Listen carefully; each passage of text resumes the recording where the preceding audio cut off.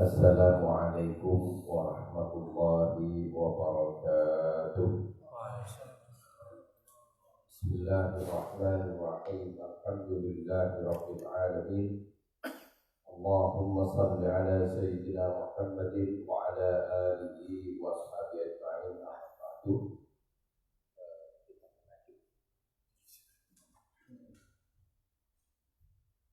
Para hadirin, para ikhwan, wabil khusus para peserta pemula yang ingin mengetahui lebih lanjut tentang Thariqah At-Tijaniyah.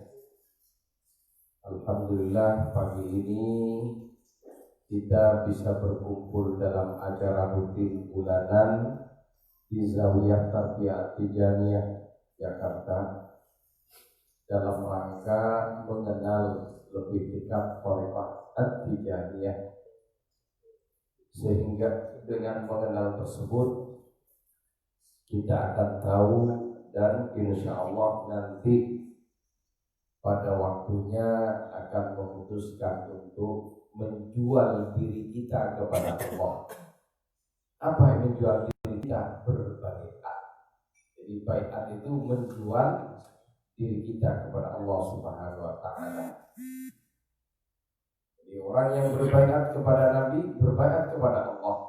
Orang yang telah menjual dirinya kepada Allah, maka dirinya 100%.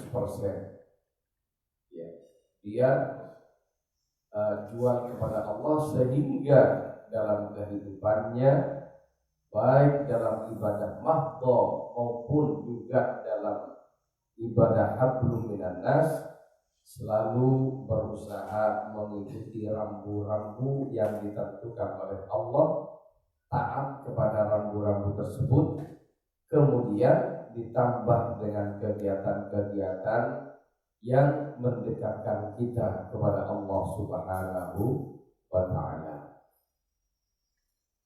Sebelum kita membahas tentang Thariqah At-Tijaniyah secara lebih detail, karena ternyata yang hadir ini alhamdulillah sudah pernah mengikuti pengenalan dasar tasawuf dan thariqah, baik oleh Jami'ah Thariqah Mu'tabarah atau Jaman, atau juga melalui kegiatan kita yang rutin diselenggarakan di Zawiyah. Oleh karena itu, sebelum kita lebih jauh membahas tentang thariqah, mari kita bertawassul dulu kepada Rasulullah dan Sayyidi Syekh radhiyallahu anhu sebagai pemilik Thariqah At-Tijaniyah ini. Semoga kita bisa mengambil nantinya dengan istiqomah dan sampai dengan akhir hayat kita lulus dari pujian-pujian dari Allah Subhanahu wa Ta'ala dan ditulis oleh Allah dan para malaikatnya, disaksikan oleh para malaikatnya sebagai orang-orang yang beruntung dalam kehidupan dunia maupun di akhirat. Amin ya rabbal alamin. Baik, kita membaca untayan bait syair pujian kepada Thariqah Tijaniyah dan Sayyidi Syekh radhiyallahu anhu.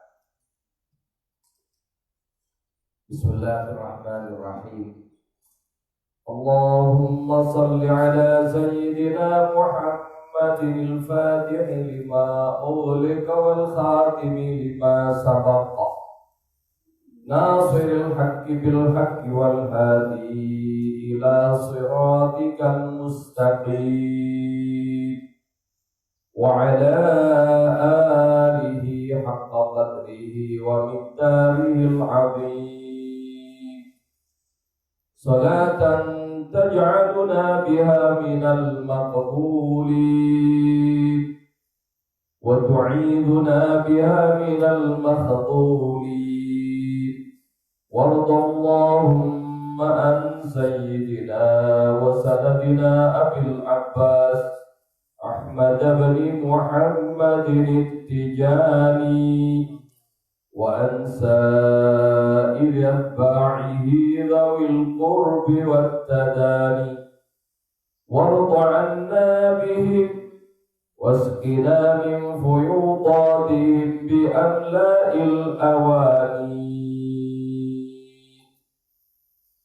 صل وسلم للنبي وآله والصحب والقطب التجاني نسلي حمدا لذي الجلال والإكرام إذ حصنا بسيد الأنام صل وسلم للنبي وآله والصحب والقطب التجاني نسلي حمدا لذي الجلال والإكرام إذ حصل بسيد الأنام محمد صفوات رسل الله عليه والآل صلاة الله وبصلاة الفاتح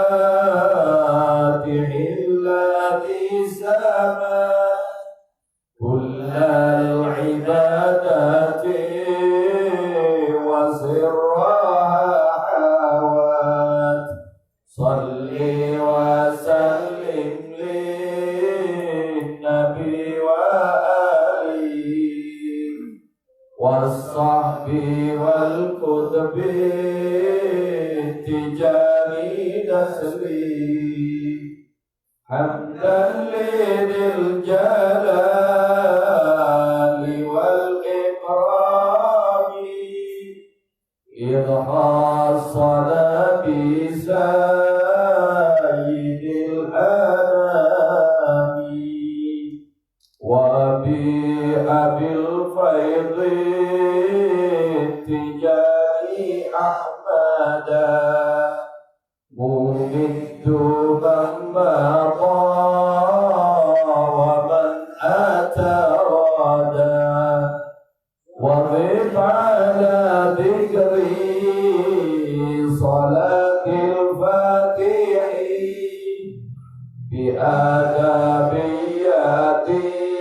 بآدابياتك خير فاتح صل وسلم للنبي وآله والصحب والقطب التجاني نسلي حمدا لذي الجلال والإكرام إذ حصل بسيد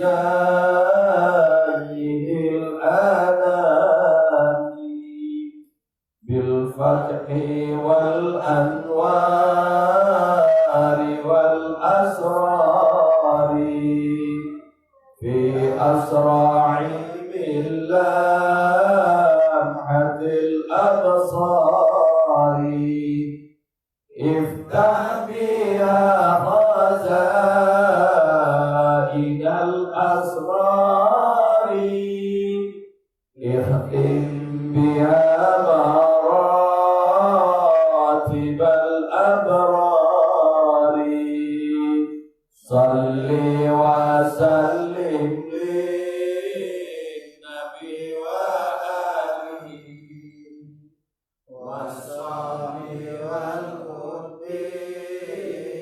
التجاني نسلي حمدا لذي الجلال والإكرام إذ حصنا بسيد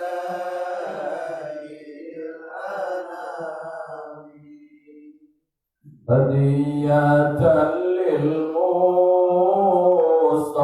العدناني نيابة عن أحمد التجاني ملتمسا بذا رضا الرحمن مع رضا نبينا العدنان صل وسلم للنبي وآله والصحب والقطب التهامي نسبي حمدا لذي الجلال والإكرام إذ خصنا بسيد الأنام فإنها من أعظم الوسائل إلى النبي كله لكل سائل فيها كفاية من الأذكار بأسرها في الليل والنهار صل وسلم للنبي وآله والصحب والقطب التجاني نسبه حمدا لذي الجلال والإكرام إذ خصنا بسيد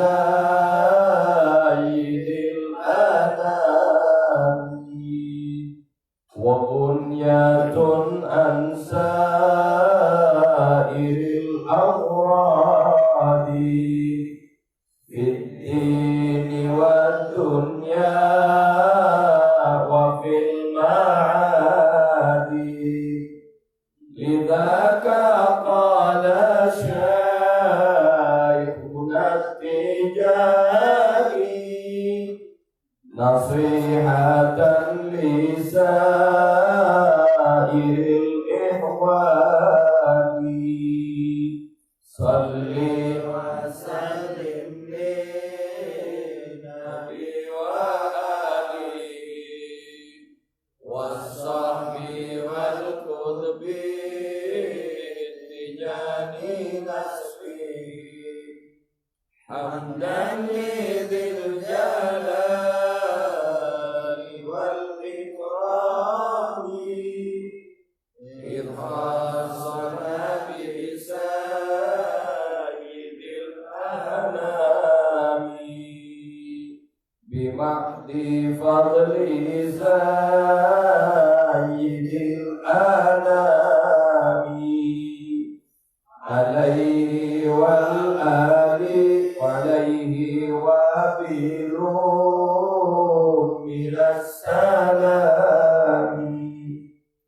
وفضل شيخنا التجاني أحمد عليه وبلوم رضا مجددا صل وسلم للنبي وآله والصحب والقطب التجاني نسبه حمدا لذي الجلال والإكرام إذ خصنا بسيد الأنام وبارك في أحمد التجاني ومن كرامته في الأزمان فضل بغفرانه وبالرضوان ولا نظرة من سيد الأكوان صل وسلم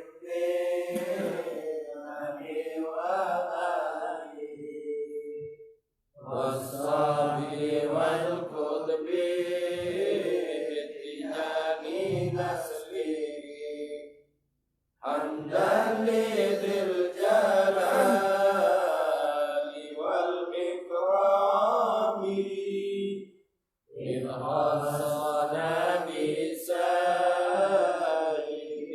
الأنام ونظرة من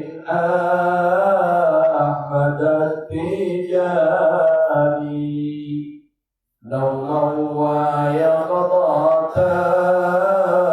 مدى الزمان وعطفة بالوصل والرضوان بمهد فضل الله وامتنانه صل وسلم للنبي وآله والصحب والقرب يعني نسله حمدا لذي الجلال والإكرام إذ خصنا بسائد الأنام يا ربي بالفاتح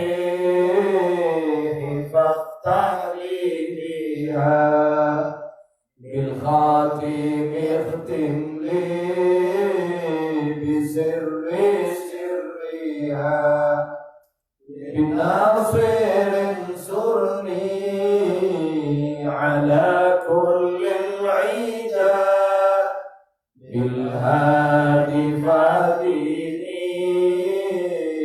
لأقوام الهدى صل وسلم للنبي وآله والصحب والكتب تجاني نسبي حمدا لذي الجلال والإكرام إذ خصنا بسيد الأنام اللهم احشرنا في زمرة أبي الفيض التجاني وأمدنا بمدد ختم الأولياء الكتماني. Alhamdulillah Rabbil Alamin. Kita sudah membaca syair yang di dalamnya berisi tentang tawassul kepada Rasulullah dan Sayyidi Syekh serta keagungan Thariqah At-Tijaniyah yang bisa kita jadikan untuk bekal kita dalam menghadap kepada Allah Subhanahu wa taala dan beribadah kepadanya dengan sebaik-baiknya. Baiklah para ikhwan, para muhyiddin, sebelum kita pada materi pokok, saya tertarik ingin menerjemahkan syair-syair ini. Ya, biar kita nanti sampai di rumah ingin baca lagi kalau sudah tahu kandungannya. Baik, bismillahirrahmanirrahim. Salli wa sallim lin nabi wa alihi was-sahbi wal qutbi tijani naslihi hamdan lidil jalal wal ikrami in khassana bi sayyidil anam. Jadi salli wa sallim ini ada kalimat yang dibuang dalam rangka keindahan rangkaian syair, yaitu Allahumma. Jadi lengkapnya aslinya Allahumma sholli wa sallim. Yang artinya ya Allah, limpahkanlah rahmatmu. Jadi limpahkanlah rahmatmu. Salawat itu rahmat dari Allah. Dalam agama ada istilah rahmat, ada istilah nikmat. Apa bedanya? Apa bedanya rahmat dengan nikmat? Ya. Jadi rahmat Allah Subhanahu wa taala itu karunia Allah terhadap seluruh makhluknya tanpa kecuali, di mana pada rahmat tersebut tidak terkandung kesulitan-kesulitan di baliknya. Beda dengan nikmat. Nikmat karunia dari Allah berupa kebaikan-kebaikan, tapi di balik kebaikan itu, jika yang bersangkutan salah menggunakan, jadi jika salah menggunakan, maka di situ ada unsur-unsur yang nanti akan menyulitkan bagi yang bersangkutan. Jadi contohnya nikmat makanan. Jadi kita makan nasi nikmat, apalagi masih lagi lapar-lapar, siang-siang lapar, makan nasi nikmat. Tapi kalau melewati batas-batas yang telah ditentukan, kemudian setelah makan, kan biasa makan siang selesainya ngantuk, habis makan langsung tidur, maka ada hal-hal yang tidak baik bagi fisik orang yang makan. Apa? Ya kolesterolnya naik, kemudian yang punya gula langsung meroket, lemaknya juga begitu, asam urat dan sebagainya. Yaitu nikmat makanan, ya. Jadi ada alat di balik nikmat itu mesti ada sesuatu yang tidak baik mengintai kita kalau salah kelola. Adapun rahmat Allah Subhanahu wa taala tanpa risiko. Jadi tanpa ada risiko yang terkandung di balik rahmat tersebut. Ini menurut penjelasan ahli tafsir, termasuk dalam tafsir Al-Misbah yang ditulis oleh Habib Quraisyihab. Para ikhwan rahmatullah, salli ya Allah, limpahkanlah rahmatmu, wasallim, dan keselamatan. Jadi makanya perintah dalam Al-Quran, Allah Subhanahu wa ta'ala, ya ayyuhalladzina amanu shollu alaihi wasallim. Wahai orang-orang yang beriman, berdoalah kamu, minta kepada Allah untuk selalu melimpahkan rahmat kepada Nabi, wasallim, dan keselamatan bagi Nabi. Jadi sholli wasallim ini berasal dari tuntunan Al-Quran. Lin Nabi, untuk siapa? Untuk kanjeng Nabi Muhammad sallallahu alaihi wasallam, wa alihi, dan keluarga beliau,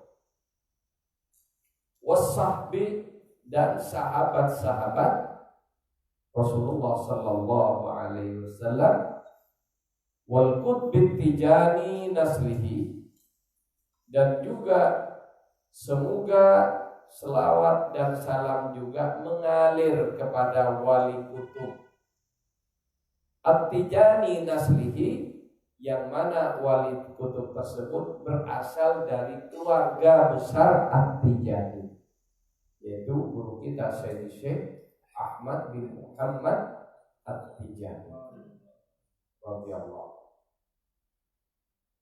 Hamdan, semoga segala puji dari Allah Subhanahu wa ta'ala.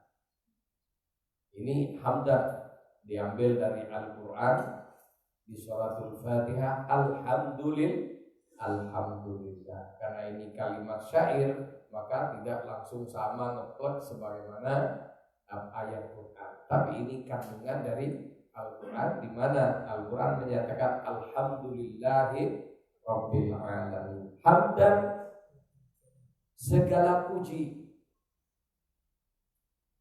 Ini juga penting saya jelaskan sedikit apa pujian itu dan berapa macamnya pujian itu. Secara globalnya berapa macam pujian itu kepada Allah Subhanahu wa taala. Sehingga kalau ngerti ini kita tidak gampang mensyirikan orang lain. Karena ada kelompok-kelompok yang dikit-dikit syirik.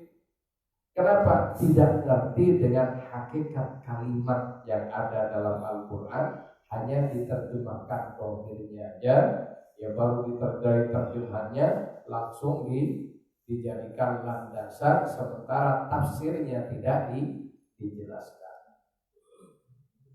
Jadi pujian kepada Allah itu ada 4. Berapa?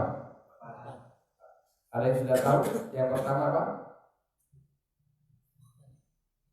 Jadi Allah memuji dirinya sendiri. Jadi pujian yang pertama, Allah memuji dirinya sendiri.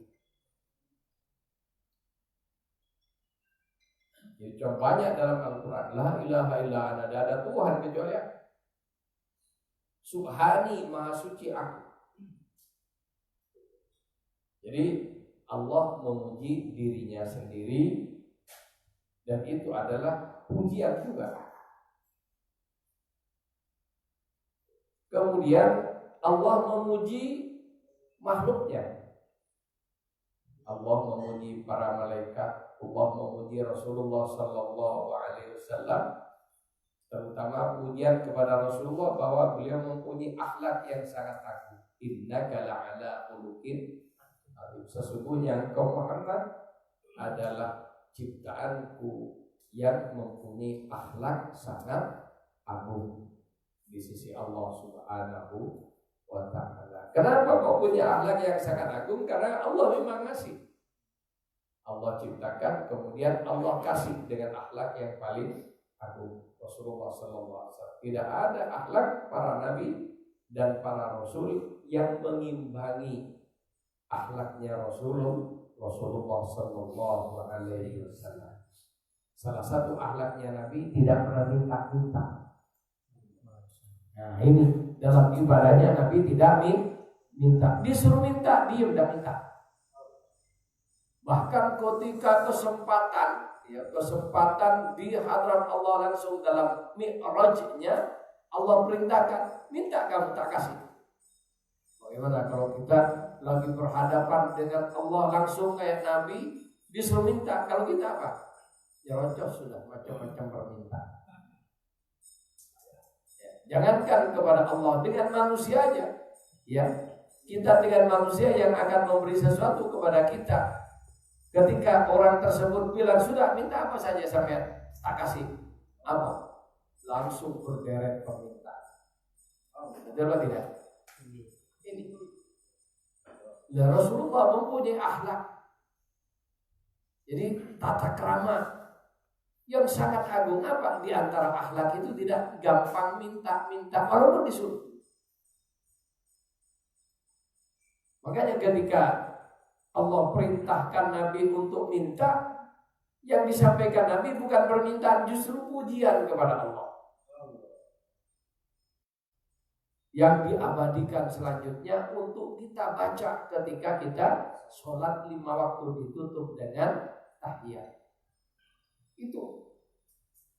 Itu kalimat-kalimat monumental, kalimat-kalimat yang harus dikenang dengan bacaan kita dalam sholat kita, dan itu adalah bentuk akhlakul karimah Rasulullah sallallahu alaihi wasallam. Disuruh minta, Nabi tidak minta. Apa yang dikatakan oleh Nabi setelah dipaksa oleh Allah untuk minta? Yang keluar dari lisan suci beliau Al-Amin adalah pujian at-tahiyyatul mubarakatus shalawatut thayyibatu lillah. Nah ini makhluk memuji Allah. Jadi Jadi puji yang ketiga adalah makhluk memuji Allah Subhanahu wa taala. Disuruh minta malah puji doang, tidak ngajukan permintaan apapun. Nah ini makanya orang yang tidak minta-minta itu patut diberi. Kenapa? Orang yang tidak minta jabatan, orang yang tidak minta harta kekayaan, orang yang tidak minta macam-macam, ini cenderung hati-hati orangnya yang begitu. Dia sadar kalau minta sesuatu nanti harus bertanggung jawab dengan permintaannya. Nabi sadar itu. Makanya Nabi tidak mengajukan permintaan, tapi malah pujian kepada Allah SWT. At-tahiyatul mubarakatuh salawatun talibatu. Tahiyat, kehormatan, pujian, al-mubarakah dan keberkahan, as-salawat dan rahmat, at-thayyibat dan kesucian lillah, milikmu ya Allah. Jadi dia tidak merasa punya apapun. Makanya disitulah rahasia seorang jika ingin diangkat oleh Allah harus tawadhu. Makanya di surat Al-Isra ketika Allah memberitahu bahwa Allah yang memperjalankan hambanya, jadi subhanalladzi asra bi 'abdihi, Allah nyebut dengan hamba. Jadi hamba apa hamba? Budak. Jadi budak itu petugas untuk berbuat sesuatu tanpa dibayar. Lain dengan petugas partai ya. Jadi yang namanya hamba itu adalah petugas yang dapat perintah berbuat segala sesuatu atas perintah yang atas kehendak yang memerintahkan tanpa memungut bayaran. Tidak ada gajinya. Oleh karena itu kalau jadi juru dakwah mikir gaji, nah berarti belum menjadi hamba. Balik jangan kaget ya, karena lain dengan lawyer datang ya kliennya datang ada jamnya. Begitu dimulai konsultasi, klik jam mulai berjalan. Setiap jamnya sekian ratus dolar. Adapun dakwah Rasulullah SAW seluruh hidupnya untuk dakwah dan jihad fisabilillah, dan Nabi tidak pernah memungut bayaran apapun dalam dakwahnya. Ya semoga kita walaupun hanya seujung kuku saja bisa melaksanakan intoh yang telah dijalankan oleh Rasulullah. Hamba. Jadi kalau orang bekerja dengan gaji namanya pegawai. Oleh karena itu kalau kita ibadah yang dipikir gaji, kita bukan hamba Allah, pegawai Allah.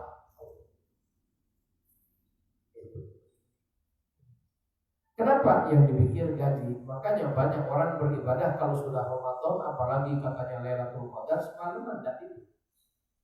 Kenapa? Nunggu bayaran pas-pasan. Ada bonus. Ketika bonusnya sudah tidak ada, kelper tidur semalaman, tidak pernah bangun lagi sepanjang tahun.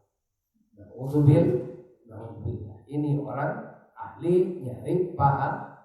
Kalau ahli ibadah bukan begitu. Tidak bicara pahalanya, tidak bicara apapun kecuali semata-mata menghamba kepada Allah. Di hamdan segala puji, termasuk juga orang memuji sesama makhluk, manusia memuji manusia. Kita memuji Rasulullah, kita memuji Sayyid Syekh radhiyallahu anhu, kita memuji para ulama, kita memuji para syuhada. Boleh. Jadi pujian ada 4. Allah memuji dirinya sendiri. Yang kedua Allah memuji makhluknya. Siapa saja yang dikehendaki dan dipuji Allah banyak dalam Al-Quran. Kemudian makhluk memuji Allah Subhanahu wa taala dan makhluk memuji sesama makhluk. Jadi kalau dalam bahasa Arab hamdu qadimin li qadimin. Allah yang maha qadim ya memuji dirinya sendiri. Yang kedua, hamdul qadimin li hadisin, makhluk hadis baru. Allah memuji yang baru, apa makhluknya. Yang ketiga, hamdul hadisin li hadisin, makhluk memuji Allah. Kemudian yang keempat, hamdul hadisin li hadisin, makhluk memuji makhluk. Boleh, tidak syirik, selama pujian tersebut tidak melampaui dosisnya. Yang tidak boleh itu kalau overdosis. Apa kalau overdosis tidak boleh berbahaya.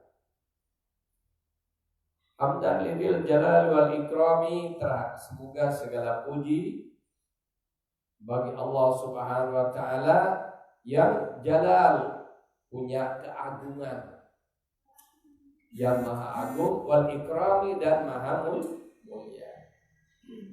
Kenapa kita memuji kepada Allah Subhanahu wa taala? Salah satu sebab pujian tersebut khassana bi sayyidil anami, karena kita telah diberi keistimewaan oleh Allah menjadi umat sayyidil anam. Siapa sayyidil anam? Rasulullah sallallahu alaihi wasallam. Di antara riwayat para ulama, para aulia, ya ada yang sampai menjelaskan bahwa andaikan para nabi itu boleh milih, ya, antara menjadi nabi dan umat Rasulullah SAW, niscaya para nabi itu akan milih jadi umat Rasulullah. Kenapa? Begitu agungnya nilai umat Rasulullah SAW di hadapan Allah. Kenapa agungnya? Karena pimpinannya, karena Rasulullah. Kalau kita ikut orang agung, kita diagungkan. Kalau kita ikut orang yang tidak benar, maka kita akan menjadi orang yang dianggap tidak benar walaupun kita orang benar. Siapa Sayyidil Anam itu? Muhammadin sahbati Rasulillahi, yaitu Nabi Muhammad sallallahu alaihi wasallam, Rasul yang paling bersih hatinya, paling bersih dakwahnya, paling bersih ajarannya dari syirik-syirik dan dari semua anasir yang merusak ibadah.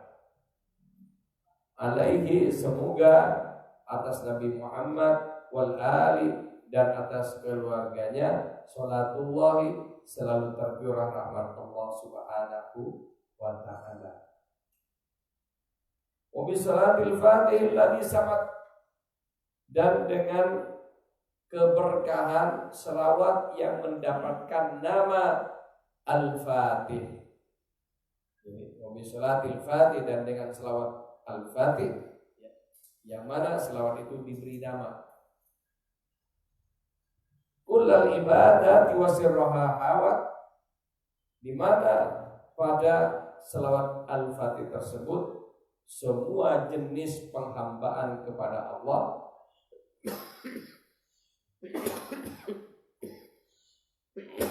dan rahasia-rahasianya terangkum. Kenapa kok Al-Fatih ini pahalanya sangat gede? Karena dalam Al-Fatih tersebut terangkum semua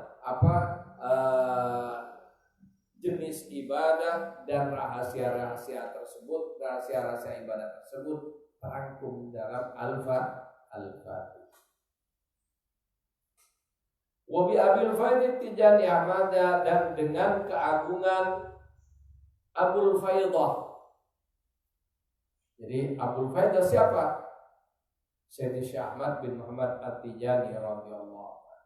Jadi Sayyidi Syekh salah satu gelarnya adalah Abul Faidah. Apa Faidah?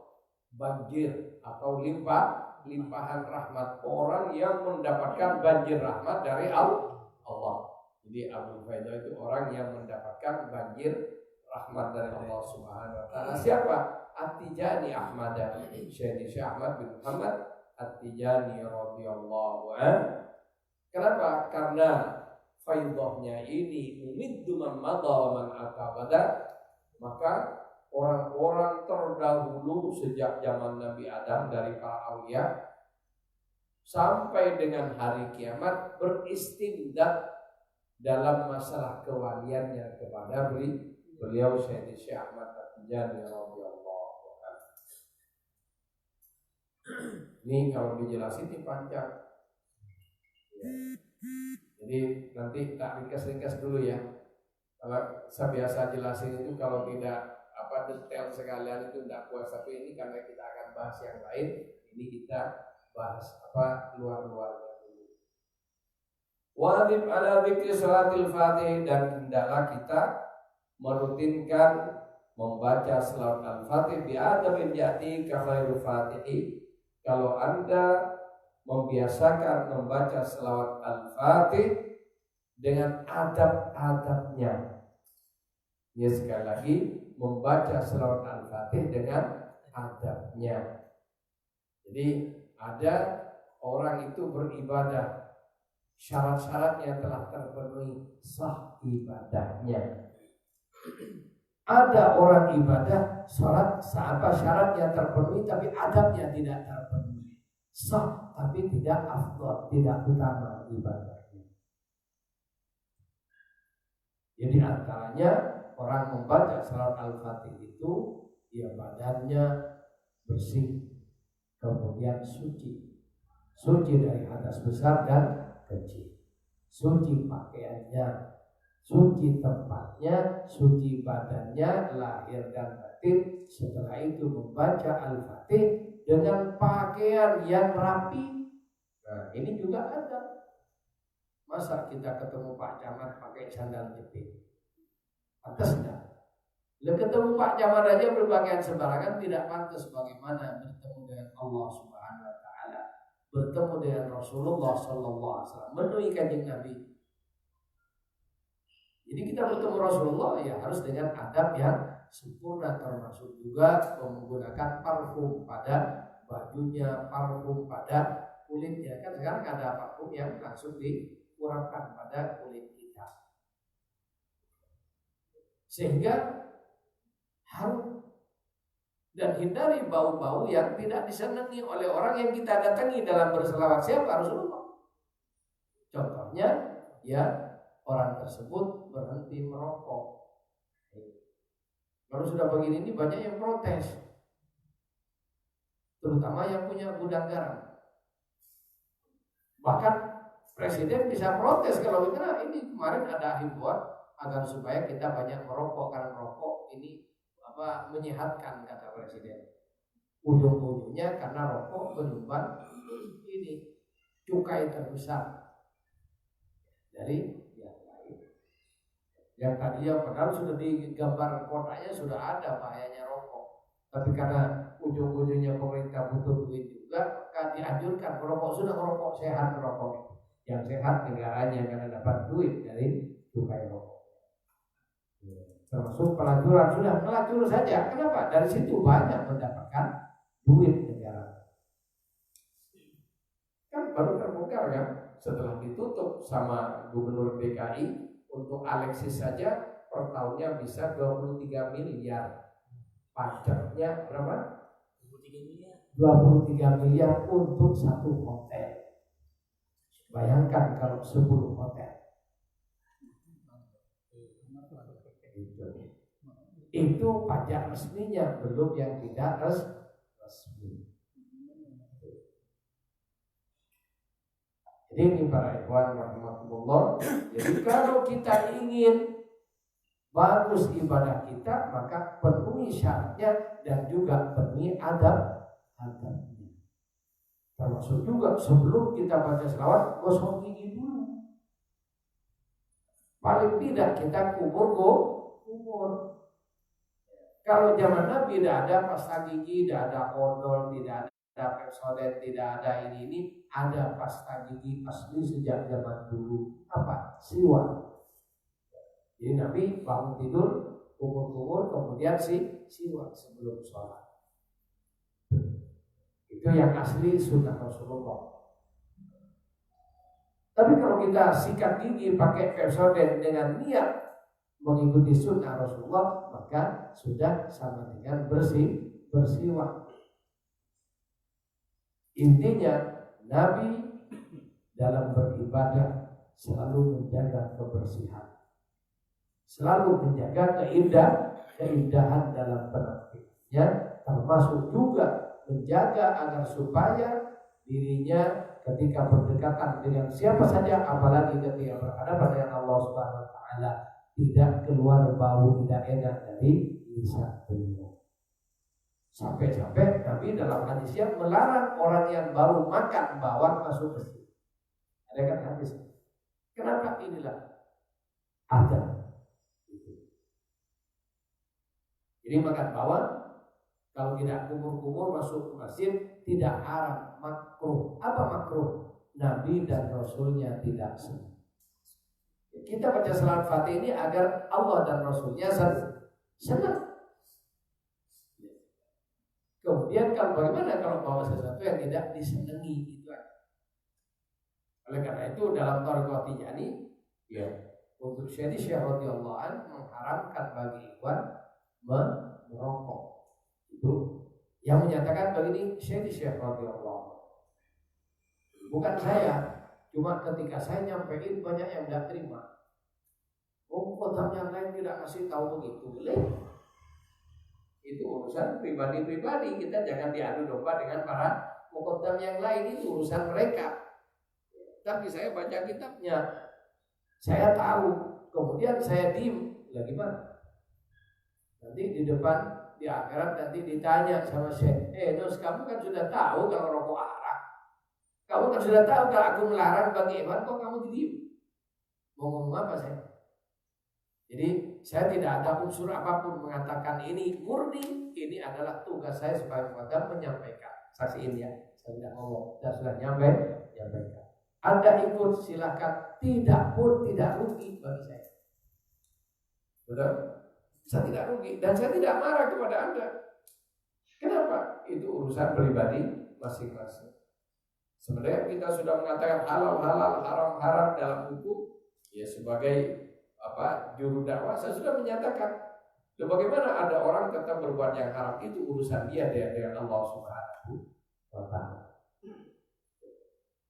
Yang penting tugas sudah tunai, sudah dilaksanakan.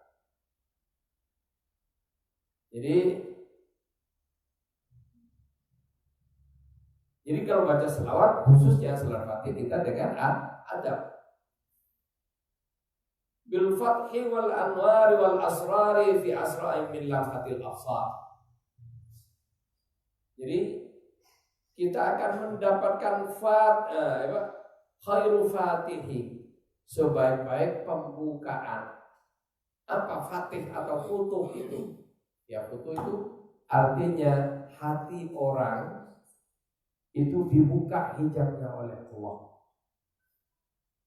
Kenapa kita tidak bisa melihat ke alamul malakut? Karena hati kita dihijab. Bukan alam malakut terhijab dari kita, hati kita yang terhijab.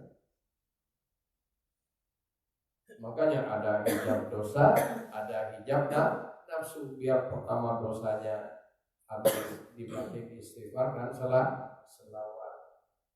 Setelah dosa habis, sifat-sifat tercela. Kemudian keinginan nafsiah, nafsu sebagai manusia. Karena ini yang banyak dicampur aduk dengan ibadah. Makanya kalau ingin futuh, ini harus disingkap dulu. Yang nyingkap bukan kita. Kenapa? Kalau kita hanya buka kancing baju, walaupun kita sudah buka baju telanjang dada, belum bisa terbuka hijab yang ada di hati kita. Siapa yang bisa membuka? Allah Subhanahu wa taala. Melalui siapa? Melalui Rasulullah. Rasulullah melalui siapa? Melalui para aulianya, wabil khusus guru kita Syekh radhiyallahu anhu, dan beliau menugaskan orang-orang yang dipercaya untuk melaksanakan tugasnya, untuk menyampaikan kepada murid-muridnya bagaimana caranya agar supaya mendapatkan futuh dari Allah Subhanahu wa taala. Bagaimana futuh itu? Ya, dengan futuh, ya, pembukaan terbukanya hijab wal anwar, dan memancarnya cahaya dari hati kita. Ya, Pertama terbuka, dibuka dulu. Kemudian setelah hati terbuka, maka cahaya yang selama ini belum bisa masuk hati kita mancar ke dalam hati kita. Sampai hati kita menjadi bening. Setelah bening hati kita, dari pancaran itu akan mancar lagi keluar, mantul keluar kepada alam sekitarnya. Ya. Jadi orang yang bisa memancarkan cahaya itulah yang selanjutnya disebut para auliyaul. Jadi hidayah dari Allah Subhanahu wa taala itu rata seperti ratanya hujan di muka bumi. Akan tetapi hati manusia seperti bumi. Ada hujan gede, habis hujan 5-10 menit, paling lama 1 jam sudah kering kerontang lagi. Ada kan? Di mana? Di jalan raya. Kenapa? Ketutup aspal. Di bawah aspal cor batu koral. Di bawah cor batu koral, cor batu gede-gede dengan pasir dan macam-macam sampai sekian ketebalannya. Bisa tidak masuk air kalau gitu? Tidak bisa. Ya, itulah hatinya orang kafir. Kafir, ya tercover hatinya, tertutup hatinya dari hidayah Allah. Walaupun sudah siaran melalui TV, melalui radio, melalui Facebook, melalui WA, yang namanya sudah disiarkan macam-macam petunjuk dari Allah Subhanahu wa taala melalui lisan dakwah para ulama. Dakwahnya para aulia tidak mempan masuk. Kenapa? Hatinya tertutup aspal jalanan. Jika seperti itu ya percuma. Hujan, habis hujan kering lagi, hujan kering lagi, hujan kering lagi. Tidak ada setetes air pun yang masuk dalam hati. Ada yang lebih ringan. Apa? Karena di seperti sawah tadinya tanah subur, diperlukan oleh pengusaha yang punya seleb, tahu seleb padi, penggilingan padi kan harus ada penjemuran. Tempat jemurnya ditutup dengan plester, betul? Kira-kira air bisa masuk ke dalam itu? Ya, tidak bisa, tapi itu lebih ringan daripada aspal. Ada tertutup juga, tapi ditutup dengan paving. Masih ada ruang-ruang bisa masuk. Nah inilah orang yang banyak dosa. Apa dosanya? Paving ya. Jadi orang paving itu gak dosa yang nempel di depan hati. Dosanya banyak, masih ada hidayah bisa masuk dalam hatinya, sehingga orang yang seperti ini minimal bisa diharapkan kesadarannya. Apa? Ada air yang masuk. Tapi kan kecil. Panas lagi setelah sekian hari, kering lagi. Oleh karena itu kenapa kok harus sholat 5 waktu? Kenapa kok harus sholat Jumat? Dalam sholat Jumat harus ada ittaqullah. Karena ini hati manusia macam-macam. Ada hati manusia ya tidak ada pavingnya, tapi hatinya sendiri yang keras. Kan ada tanah yang keras. Sehingga walaupun kena hujan dia basah tanah itu, tapi bertahan sekian hari dan tidak bisa ditanam. Tanah koran, tanah paras kan ada kan? Ya itu. Ada orang hatinya kayak gitu. Bagaimana tanah koral itu? Ya tajam-tajam. Ya ada orang ya tidak boleh disentuh sedikit, kena gesek sedikit marah-marah. Itu hati orang yang ya hati koral yang begitu. Kalau orang punya salah sudah minta maaf, tidak ada maaf bagi. Giliran dia yang punya salah langsung minta maaf sekali, minta dibubarin, tidak ada kesalahan sama sekali. Tiap hari bikin salah, tenang aja. Ketika ditegur, dia kan kita sudah minta maaf.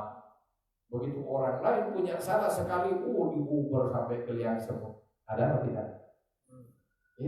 Itulah model hati manusia. Dan manusia itu berkelompok. Ya. Dalam ilmu tasawuf di Ihya dikatakan al-arwah, ya. Roh manusia junudun mujannadah, bagaikan tentara yang berkumpul pada kesatuannya. Angkatan laut kumpul dengan angkatan laut, angkatan darat kumpul dengan angkatan darat. Demikian juga manusia. Coba manusia, orang yang bekerja di bidang pendidikan, dia sering kumpul dengan para guru, rapat dengan guru dengan pimpinannya. Tentara rapat dengan pimpinannya. Kemudian yang pegawai negeri sipil, kemudian di dalam negeri kumpul dengan kesatuan masing-masing. Roh manusia juga kayak gitu. Ada yang senang berdakwah, maka kenalannya ahli dakwah. Kalau ada juru dakwah kenalannya dengan pelacur, mohon maaf, ya bukan ahli dakwah yang penting. Nggak nyambung. Nggak ada ceritanya air dikumpulkan dengan minyak, dan bisa nyambung. Sehingga dalam kehidupan nyata bisa kita lihat sekarang ini, gimana dengan huru hara politik yang ada, saling ini berkelompok sesuai dengan kelompok. Loh, kok ada orang ini kok masuk ke sono Pak Kiai? Ada. Apa? Yang kena pegang? Ya, yang kena pegang. Ya, doain aja, moga-moga mereka cepat dikembalikan oleh Allah Subhanahu. Jangan kita caci maki, kasihan. Kita mohon kepada Allah, kita dikumpulkan bersama orang-orang yang baik. Makanya kita berdoa, Allahumma surna fi zumrati abil faidin. Ya Allah, kumpulkanlah kami bersama kelompoknya Abil Faidin Tijani, kelompoknya wali yang mendapatkan faidah, yaitu Syekh Ahmad At-Tijani radhiyallahu. Wa amindana, dan berilah kami madad, support rohani, kekuatan batin.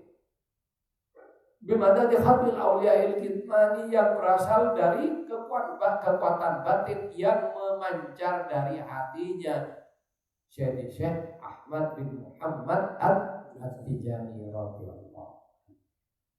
Kita berdoa begitu, minta dikumpulkan dengan orang baik. Mahasiswa kumpul dengan mahasiswa.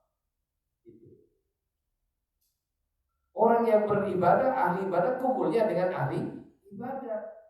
Orang yang anti Tuhan, ya kumpulnya di situ juga. Kalau ada ahli ibadah kumpul dengan mereka, wallahu a'lam, mereka lagi tamasya. Moga-moga cepat pulih.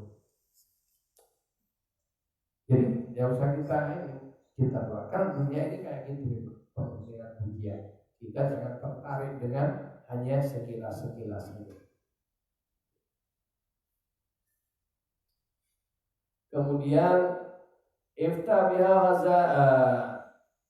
kemudian bilfat wal anwarul asrari, terbuka dengan datangnya cahaya dari Allah Subhanahu wa taala yang nembus ke dalam hati kita. Wal asrar, dan rahasia-rahasia ilmu Allah. Jadi orang yang diberi rahasia-rahasia ilmu Allah, ya, rahasia asma-Nya, rahasia-rahasia yang lain. Fi asra'in, di mana kecepatan tembusnya asrar dan anwar, cahaya dan rahasia tersebut, milam hatil absar, dengan kecepatan yang sangat tinggi, setara dengan kedipan mata. Jadi kalau sudah masuk, ada celah, ya, kecil tapi bisa masuk dalam sekejap mata, sudah masuk cahaya itu ke dalam hati kita. Apalagi pas terbuka pintu yang luas dari hati kita, niscaya semua ilmu rahasia langsung masuk semua. Kenapa kok kita begitu pelajaran agama, begitu membahas masalah agama ngantuk? Ya gitu kan? Coba yang dibahas ini Anda akan mendapatkan bantuan masing-masing 50 juta. Ngantuk apa tak? Hah? Paling depan. Jadi ada bahasan yang masing-masing akan dapat bagian 50 juta. Ngantuk, hilang ngantuknya. Kenapa? Ya disitulah hati kita masih ke sono. Tapi begitu Anda akan dibuka pintu surga untuk Anda.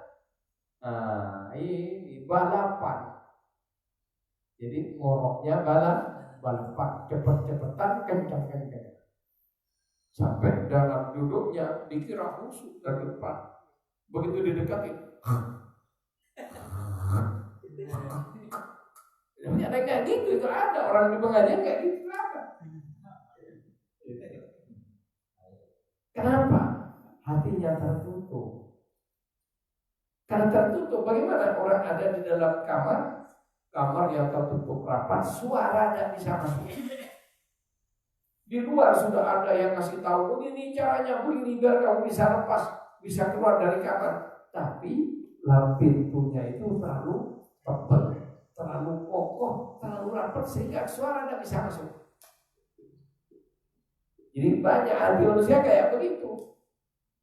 Ada di lapangan terbuka kayak gini, bisa mendengar ucapan, telinganya bisa mendengar ucapan, telinganya bisa mendengar penjelasan. Matanya bisa mendengar siapa yang menjelaskan, tapi hatinya tidak nyambung. Sehingga makanya yang laris pengajian itu yang bikin ketawa-ketawa. Kenapa? Ya setingkat itulah hatinya baru bisa nyambung kalau ketawa. Nyambung dengan apa ya? Dengan ketawanya. Pulang ditanya apa isinya? Wah, lucu mas. Ya. Gimana lucu? Yang cerita lucunya doang. Isinya apa? Enggak tahu. Ada apa tidak? Itu. Makanya yang laris pelawak. Jadi ini para ikhwan rahimakumullah. Jadi kecepatan cahaya dari Allah, cahaya hidayah, cahaya petunjuk. Kemudian setelah dapatkan petunjuk, cahaya keyakinan. Kan tidak semua orang mendapatkan petunjuk yakin dengan petunjuk. Bahkan ada yang nolak. Bicara wali, kata siapa ada wali? Ada. Jadi malah melecehkan. Ada. Mendengar tapi tidak mau. Kenapa? Ya itu tadi cover. Tercover, tertutup. Jadi bahasa Arabnya kufur, bahasa Inggrisnya cover. Ya. Jadi kafir itu berasal dari kata cover, bahasa Inggris. Apa? Tutup. Tertutup hati. Jadi kita dengan berzikir agar supaya hati kita terbuka, macam-macam hijab yang nutupin hati kita. Kalau sudah terbuka, fi asra'in min lahmatil absar, petunjuk dari Allah itu datang ke dalam hati bagaikan kilat menyambar, bagaikan kedipan mata. Kemudian iftabiha khazainal asrar. Kalau sudah terbuka hati manusia itu, setelah itu selanjutnya terbuka juga gudang-gudang rahasia Allah Subhanahu wa taala. Makanya ada orang yang telah terbuka hatinya, belajar sebentar dia bisa menguasai berbagai ilmu pengetahuan. Baik pengetahuan zahir sampai pengetahuan yang batin, sampai yang batinul batin diketahui. Tidak ada kitabnya tapi dia ngerti. Sampai kenapa? Itulah berbicara kita nanti ceritanya. Sehingga saya melihat dan beralhamdulillah dipertemukan oleh Allah, oleh orang-orang yang telah dibuka hatinya ini. Ada yang tiap hari hatam 10 kali, Quran 30 juz, selawat fatihnya sampai 100.000 kali tiap hari. Ada yang 50.000 selawat fatihnya, kemudian Qurannya 5 kali, tapi karya tulisnya banyak sampai ratusan judul. Itu kan gimana, kapan nulisnya, kapan mikirnya, kan gitu kan. Baca selawat masa kita ini satu selawat fatih 100 saja 20 menit baru selesai. Iya kita, Tapi jangan ukur orang lain dengan kita. Cuma tidak usah jauh-jauh, yang paling gampang didengar. Tahu Abu Rizal Bakri? Icang, Bang Icang, mantan ketua umum Partai Golkar. Dia itu pengusaha besar yang pada tahun, kalau nggak salah tahun 2003 ketika saya baru di Jakarta, saya baru mendengar pengumuman ya, orang-orang gede di Jakarta pengusaha. Beliau itu pada zaman itu gajinya terbesar dari semua direktur yang lain. Dalam satu perusahaan yang beliau dijadikan dirutnya, satu perusahaan itu ada yang membayar dia pada zaman itu 50 juta per bulan. Tahun 2003 50 juta gede banget kan? Iya. Gitu. Jadi itu belum penghasilan yang lain. Kemudian saya mendengar ya, ngomong-ngomong dengan istri seorang yang sudah almarhum, suaminya itu gajinya 80 juta per bulan. Eselon 1. Suami saya eselon 1, Pak Ustaz. 80 juta gajinya per bulan. Ya, kita berapa? Itu baru gaji resmi. Ada pengusaha ya, ada pengusaha yang akhirnya masuk tidak ini, tapi setelah ini masih Habib ya, karena mau ngambil ke saya merasa kurang pantas nalkin Habib, saya bawa ke Habibnya. Setelah ketemu masih family juga. Jadi bapaknya ini Habib, temannya abahnya Habib Jafar. Dia sudah ketawa sini, ya, cerita macam-macam. Kemudian dicerita kepada saya, pada tahun 2000-an dulu di Surabaya pernah disita mobil 1 lapangan. Mobil 1 lapangan kan? Mobil impor 1 lapangan disita. Ternyata dia importer. Ya 1 lapangan berapa itu?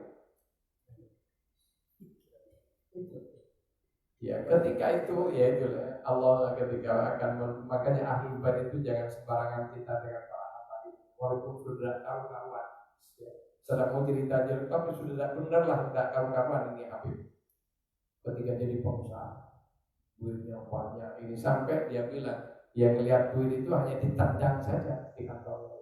Ada orang kasih duit 1 ini ditendang aja gitu. Jadi ya staffnya itu masukin ke berangkas, dibawa ke dan sebagainya. Pada saat itu dia cerita kepada saya Pak Ustaz datang ke kantor itu paling pagi jam 11 siang. Kemudian diskotik termahal di Surabaya tidak dijual ke orang lain, itu ruang khususnya, kecuali ditawarkan dulu kepada saya, barangkali saya masih hari itu ingin ke situ. Terus gimana? Iya, saya keluar dari kantor paling siang jam 1. Jadi jam 11 pulang jam 1. Untuk apa? Murah-murah. Dari jam 11 ke jam 1 dia bilang kalau saya dapat duit baru 80 juta sampai 100 juta, rasanya belum dapat duit 2 jam. Kita kerja seharian dapat berapa? 1 juta, keren banget. Itu ada yang dapat gocap doang seharian sudah senang. Tapi ada orang dapat 100 juta masih senang. Kenapa? Terbiasa dapat lebih dari itu. Demikian juga orang beribadah kepada Allah Subhanahu wa taala, ada yang dapat standar minimum. Kalau dalam pekerjaan apa namanya? UMR. Apa? Setiap kebaikan dapat 10 kali lipat kebaikan. Jadi berselawat 1 dapat 10 selawat dari Allah Subhanahu. Tapi kalau ini dipikir bergede, ini juga jadi apa? Pemberian dari Allah Subhanahu wa taala. Tapi ada orang satu kali berselawat ibadahnya orang triliunan manusia, 1.000 triliun manusia yang ibadah selama 100.000 tahun baca selawat tiap hari 100.000 tidak cukup nimbangin selawatnya satu orang ini. Siapa? Ikhwan Tijani. Selawat Fatihnya Ikhwan Tijani, ya. Kalau bukan Ikhwan Tijani belum banyak. Selawat Fatih sekali dapat 600.000 kali lipat selawatnya orang lain. Itu yang 600.000 itu selawat bagi muhibbin, belum ikhwan. Kalau sudah ikhwan lebih, bahkan ini jadi dijelaskan di Jawahirul Ma'ani, di kitab Ar-Rimah, di Fathur Rabbani, banyak ini penjelasan Syekh tentang keutamaan selawat Al-Fatih. Ini baru zahirnya Al-Fatih, baru dilakukan dengan 2 syarat. Yakin Al-Fatih bukan buatan manusia tapi dari Allah SWT yang diberikan kepada Nabi, bukan wahyu, bukan Al-Quran, tapi juga bagian dari dari Allah SWT. Firman Allah dalam kategori seperti hadis kursi. Jadi kalau selawat itu ada yang Nabi menciptakan sendiri. Ketika ada sahabat tanya, ya Rasulullah bagaimana saya berselawat? Qul Allahumma shalli ala Muhammad wa ala Muhammad kama shallaita ala Ibrahim. Itu ada hadisnya. Itu selawat yang redaksinya dari Nabi Sallallahu Alaihi Wasallam. Ada selawat yang dibuat manusia seperti situs dua, seperti selawat barzan. Ada selawat yang Rasulullah hanya menyampaikan lafalnya dari Allah Subhanahu, termasuk Al-Fatih seperti itu, dan mempunyai, makanya ada rahasia-rahasia. Kenapa? Nanti kita jelaskan rahasia surat Al-Fatih. Kenapa? Setiap hurufnya Al-Fatih itu bagaimana? Al-Fatih dengan suratul Fatihah jumlah hurufnya sama. Kandungan Al-Fatih dengan kandungan yang ada pada makna Al-Fatihah mempunyai kemiripan yang luar biasa. Al-Fatih bagaimana? Itu wajah Nabi sejak zaman belum terciptanya alam semesta sampai hari akhirat, itu terangkum dalam Al-Fatih. Makanya kulal ibadati wasirroha, hawa terangkum seluruh ibadah dan rahasia-rahasia itu terangkum dalam Al-Fatih. Jadi ini para ikhwan rahimakumullah, ini baru sebagian dari penjelasan dari syair-syair tawassul kepada Rasulullah dan Sayyidina Syekh radhiyallahu anhu, yang sisanya nanti kita lanjutkan pada pertemuan PDT yang akan datang. Jadi ini keagungan Thariqah Tijani. Sedikit Anda sudah mengenalnya. Oleh karena itu, kenapa kita harus berthariqah? Pertanyaan kan begitu ya. Kenapa kita kok harus berthariqah? Apakah orang yang tidak berthariqah itu pasti ditolak ibadahnya? Tidak. Jadi sudah kita jelaskan tentang apa tasawuf sudah, dan itu dasar hukumnya dalam Islam sudah Bapak dan teman-teman ketahui semua. Sekarang thariqah. Jadi kalau kita membaca buku fikih atau membaca kitab-kitab fikih, itu artinya kita telah belajar wawasan teori beribadah kepada Allah. Di dalam kitab fikih bagaimana caranya bertakbir, takbirnya Nabi, sifat-sifat takbirnya Nabi ada dalam kitab fikih. Kemudian oleh para ulama disingkat. Kalau setiap ini harus tahu hadisnya dulu ini, kemudian ayatnya begini, tidak semua orang mampu sampai ke situ. Makanya ulama fikih itu meringkas penjelasan Al-Quran dan hadis itu dalam satu kitab, yaitu kitab fikih. Ada fikih ibadah dan fikih-fikih yang lain. Seperti wudu, cara wudu ada fardul wudu, fardunya wudu. Kemudian sholat ada arkanus sholat, ada syurutul wudu, ada syurutus salat. Jadi ada syarat-syaratnya, ada fardunya, ada syarat-syaratnya, ada rukun wudu. Ini wawasan. Orang yang mengetahui ilmu fikih, ya, tapi tidak melaksanakan, berarti dia tidak berthariqah. Jadi fikih ini syariat. Ya, syariat itu wawasan, ya, pada masing-masing bidang ilmu. Ya, terutama dalam ibadah disebut dengan fikih ibadah. Ini wawasan, teori. Orang yang tahu teori belum tentu melaksanakan. Jadi orang yang tidak berthariqah, orang yang tidak melaksanakan teori itu. Adapun orang yang telah belajar ilmu fikih, kemudian ilmu fikih itu dilaksanakan, maka dia sudah berthariqah. Jadi thariqah ini metode pendekatan kepada Allah dengan ilmu yang berasal dari Al-Quran dan As-Sunnah. Jadi semua orang Islam yang sholat 5 waktu, puasa Ramadan, zakat, haji sudah berthariqah.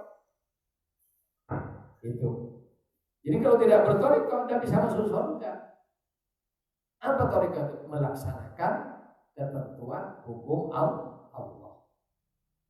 Wajib, sunnah, kemudian haram, mubah, kemudian makruh. Ini hukum-hukum yang dilaksanakan sebagaimana mestinya. Sehingga kalau orang melaksanakan hukum Allah yang diperintahkan telah dilakukan, yang dilarang telah dijauhi, maka mereka lah orang yang takwa. Apa takwa? Sadar hukum, taat kepada ketentuan hukum dan dilaksanakan. Jadi orang melaksanakan hukum Allah itu namanya telah berthariqah. Kemudian puncak orang berthariqah ini, awalnya orang berthariqah ini hanya berada pada predikat at-taqwa, orang at-taubah, bertobat, tobat terus dalam kehidupan seharinya bertobat. Dengan rahmat Allah dinaikkan derajatnya menjadi istiqomah. Puncaknya at-taqwa. Jadi ini melaksanakan hukum. Pertanyaannya para ikhwan, para muhibbin, kalau baca kitab fikih karepnya sendiri, baca di Google, baca di buku-buku atau kitab, beli buku atau kitab di toko, dibaca. Kira-kira kalau dia tidak berguru, benar apa tidak? Bisa salah, bahkan cenderung salah.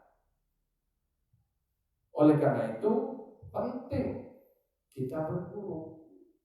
Sehingga ulama menyatakan faman lam yakun lahu syai'un fa syai'uhu syaitan. Orang yang tidak punya guru nanti gurunya setan. Sehingga kejadian orang yang tidak tahu tafsir Al-Quran, kemudian baru bahkan dia dipercaya jadi dai dadakan. Banyak sekarang artis-artis tidak yang aslinya dia tidak ngerti apapun tentang agama, tiba-tiba karena pakaiannya begini-begini diundang orang, umumnya enak. Sehingga baru-baru ini yang ramai menjelaskan makna wa wajadaka dhallan fahada, ya kan? Tapi dulunya tersesat katanya. Kemudian Allah memberikan petunjuk, tidak tahu dengan asbab nuzulnya, tidak tahu dengan ini, langsung zahir kalimatnya. Ya, orang lain disalahkan semua.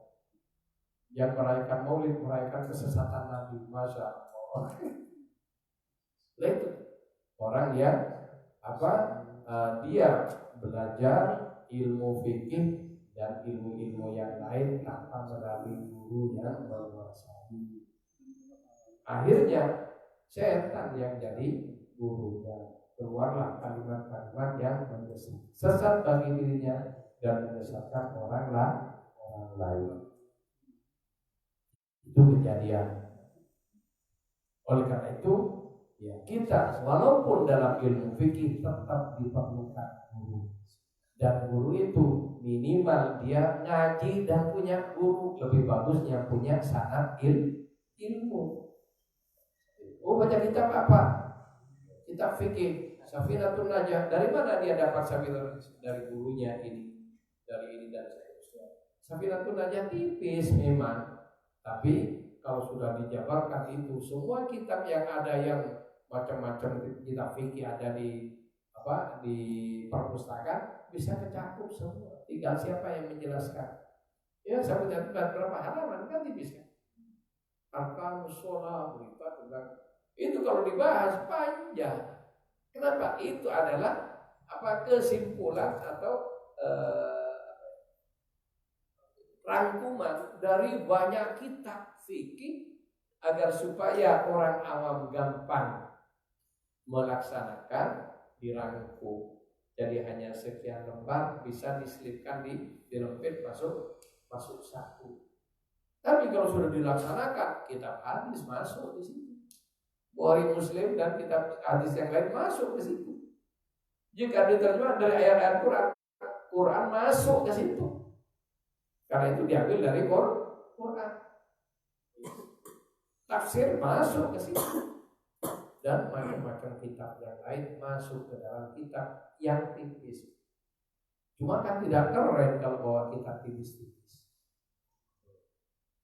Kayak kitab Manaqib ini tipis hanya segini, kecil lagi, berapa halaman, hanya 50-an halaman. Tapi kitab Tijani masuk di sini.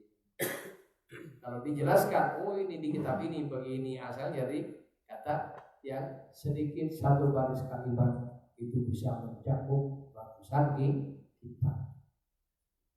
Itulah hebatnya para ulama kita, tidak keren-kerenan, tapi aslinya setelah kita lihat benar-benar keren. Ada yang ingin sok keren ke sana kemari bawa kitab tebal-tebal, ujung-ujungnya kitab itu aslinya tidak pernah dibaca, hanya aksesori doang. Jadi ini para ikhwan rahimakumullah, jadi orang yang melaksanakan kitab fikih itu diaplikasi dalam perbuatan, maka dia sudah berthariqah. Thariqah apa? Thariqahnya orang awam.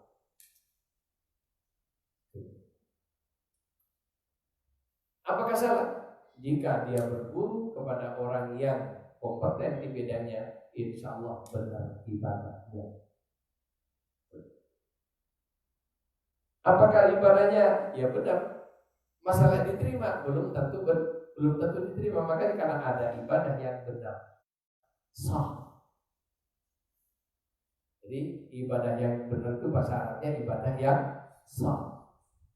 Sudah benar takbirnya, sudah benar Fatihahnya, sudah benar surat-surat pendeknya, sudah benar rukuknya, sudah benar iktidalnya, sudah benar rukuknya, sudah benar cara duduknya, sudah benar seluruh bacaannya dari takbir sampai salam sah.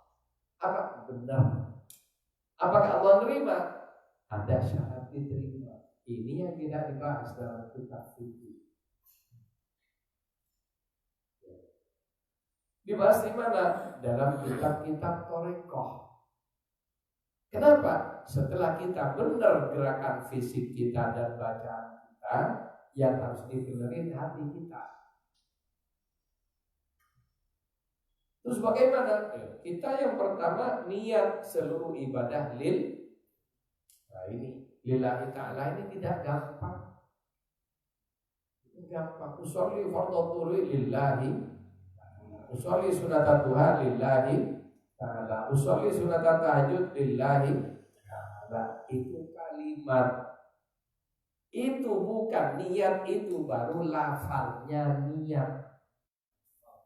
Lafal niat dengan niat beda, Pak. Niat tidak ada lafalnya. Sekali lagi, niat tidak ada lafalnya. Contoh, cinta, I love you itu bukan cinta, lafalnya cinta. Orang yang mengucapkan I love you belum tentu cinta. Ada orang tidak pernah bilang I love you, tidak pernah ini, tapi aslinya dalam hatinya tertanam cinta yang sangat kuat. Bahkan orang yang dicintai tidak kena, tapi selama hidupnya tidak pernah hilang cinta dari hatinya. Ketika sang pujaan keambil orang, tidak putus harapan untuk mencintainya. Boleh fisik kamu punya orang, tapi hatiku punya saya. Maka mengalirlah syair-syair cinta yang keluar dari hati yang benar-benar jatuh cinta. Banyak keluar, melimpah syair-syair cinta dengan tokoh imajiner yang sudah ada di tangan orang lain. Ada atau tidak? Jadi niat tidak ada lafalnya. Usolli fardhu lillahi ta'ala itu lisan. Banyak orang lisannya lillahi ta'ala, hatinya tidak karena Allah. Banyak tidak. Dan tidak saya ikhlas ini ngasih kepada sampean. Benarkah ikhlas lillah? Belum tentu. Karena kalau saya ikhlas itu bukan ikhlas, itu kalimat ikhlas. Tidak bisa menipu orang. Tidak, saya ikhlas. Setelah dipegang, habis ditagih. Ada apa tidak? Sampean kan sudah terima amplop dari saya. Kenapa sampean tidak pilih saya? Ada apa tidak? Di Bogor kejadian jalan di aspal. Setelah tidak terpilih, dijebol lagi. Itu masuk koran, bukan fitnah ini, bukan hoax. Di Bogor kejadiannya. Apakah itu lillahi ta'ala? Itu. Bahkan ada juga kejadian masjid dibakar. Itu. Kenapa? Tadinya tanah itu miliknya. Kata udah ini pakai tanah ini untuk ini. Begitu masjid dibangun, orang-orang di situ tidak milik dia, dipagar itu langsung sehingga masjid tidak punya jalan. Ada kejadian itu. Jadi lillahi ta'ala oleh lisan belum tentu lillahi ta'ala. Lah ini yang akan dibahas dalam thariqah agar supaya kita ibadah sampai ke hadirat Allah Subhanahu wa ta'ala menjadi ibadah yang benar, diterima oleh Allah. Diterima. Dari mana diterima? Dari lillah. Lillah itu dari mana? Pertama dasarnya niat. Oleh karena itu penting kita tahu antara niat dengan doa. Kita disuruh berdoa. Rabbana atina fid dunya hasanah wa fil akhirati hasanah wa qina adzabannar. Ini doa. Dan itu Allah yang mengajarkan dalam Al-Qur'an. Diperintah oleh Allah Ud'uni astajib lakum. Berdoalah kamu. Diperintah oleh Allah berdoa. Oleh karena itu Nabi menyatakan ad-du'a umul ibadah. Doa itu inti dari ibadah. Ingat, ibadah itu penghambaan.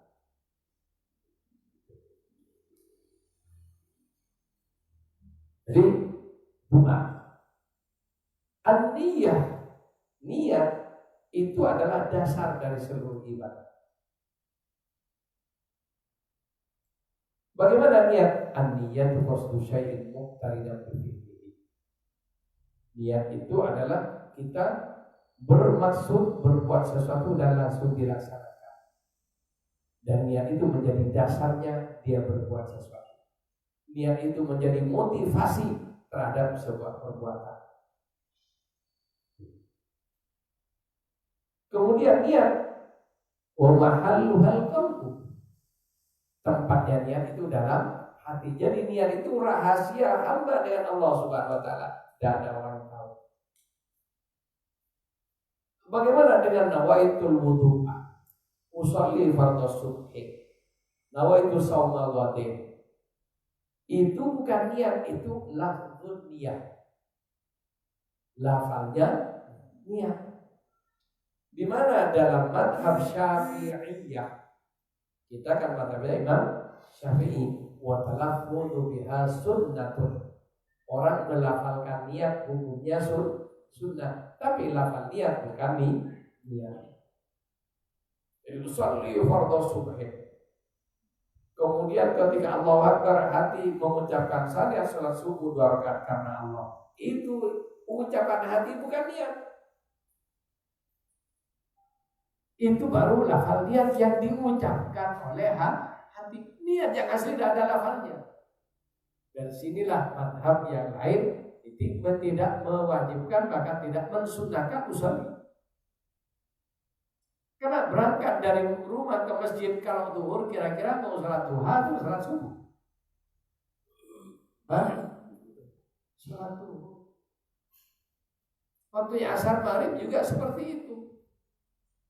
Cuma lillahi ta'ala ini yang lebih berat lagi. Bagaimana lillahi ta'ala? Yang tahu antara hamba dengan Allah Subhanahu wa ta'ala. Disitulah ahli ibadah akan mendapatkan banyak tantangan dan ujian dalam ibadahnya. Sehingga walaupun pintar baca kitab, merem bahkan hafal kitab semuanya, belum tentu lillahi ta'ala. Saya kemarin melihat di YouTube ada orang yang otaknya lebih canggih dari komputer. Berapa? Hafal Quran. Kemudian semua qiraat 14 qiraat dia hafal. Bukan hanya 7 qiraat, 14 qiraat dia hafal. Kemudian Quran dibuka saat ini, pojok sana, pojok sini dan seterusnya. Dia langsung dan kecepatan yang tinggi. Dibuka mundur bisa, dibuka maju bisa, pokoknya Masya Allah. Ini orang diuji oleh Allah dengan nikmat ilmu. Apakah dengan ilmunya pasti masuk surga? Belum tentu. Banyak orang pintar masuk neraka karena ilmunya. Naudzubillah. Makanya kita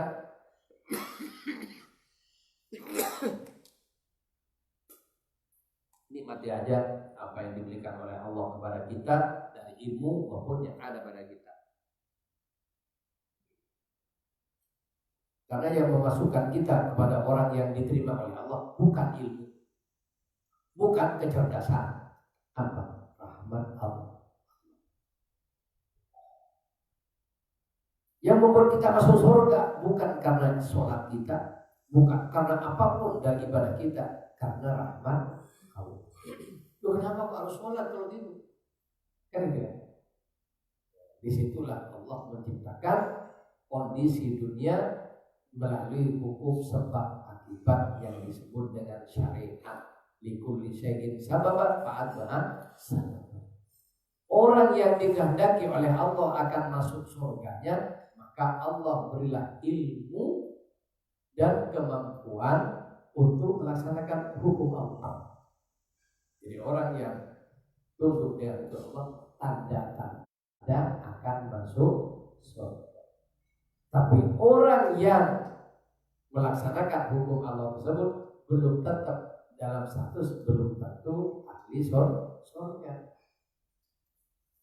Orang yang banyak berbuat maksiat, tandanya akan masuk neraka. Belum tentu maksiatnya itu yang bawa dia ke neraka.